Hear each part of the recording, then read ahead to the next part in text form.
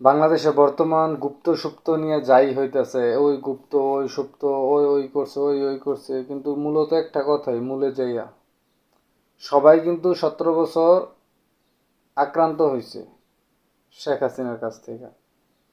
সবাই যার যার মতো, যার যার সেপারেট মতো, যার যার বুদ্ধি মতো, যার যার কৌশল মতো তার তার অবস্থানে রয়েছে। এটাই সত্য। কেউ বুকে হাত দিয়ে বলতে পারবো না যে আমি ময়দানে ছিলাম, মাঠে ছিলাম। এরকম আমরা দেখছি যে 15-20 জন ছাত্র দলের লোক তারা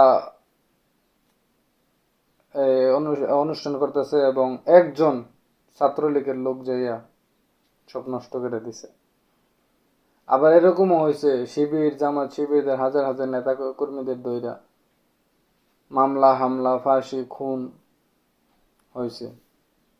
তবে সবাই আক্রান্ত ছিল, তা নিয়ে এত মাতামাতি করার কিছু নাই। আমরা মনে করি যার যার জায়গা থেকে হয়তো রাজনীতি করেন, আর নয়তো ছাত্র রাজনীতি বাদ দেন।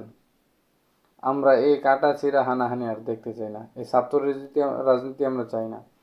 আমরা চাই সঠিক জাতি, সঠিক জনগণ।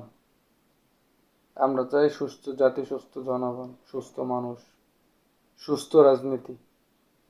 আমরা শিক্ষা অঙ্গনের ভিতরে কোন রাজনীতি চাই না।